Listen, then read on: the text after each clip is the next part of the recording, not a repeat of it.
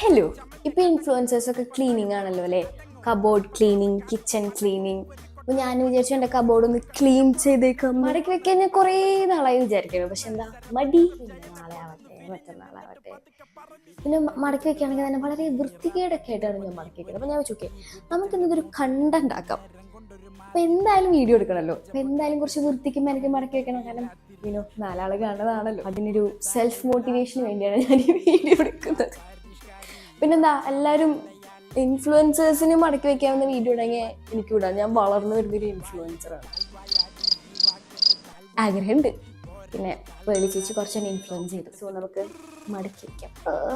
മൊത്തം മടക്കി വെക്കാനല്ലേ ഈശ്വരാ. എൻ്റെ കയ്യിലിരിക്കുന്ന ഈ സെറ്റ് ഓഫ് ഡ്രസ്സ് എന്ന് പറഞ്ഞാൽ ഒരിക്കലും ഇടാത്ത ഡ്രസ്സ്. കാരണം എന്താ പറയുക, ഇത് തേക്കണം. എനിക്ക് തേക്കാൻ ഭയങ്കര മടിയായി, കാരണം ഇതിന് മാറ്റി വെച്ചിരിക്കണം. പിന്നെ ഇത് എന്തായാലും തേച്ച് വെക്കാമെന്ന് വിചാരിച്ചു. അപ്പോൾ ജസ്റ്റ് പോയി ഇട്ടാൽ മതിയല്ലോ. അങ്ങനെ നമ്മുടെ കബോർഡ് ക്ലീനിങ് ഇവിടെ കഴിഞ്ഞിട്ടു. ഭയങ്കര കഷ്ടപ്പാടായിരുന്നു കേട്ടോ. ഞാൻ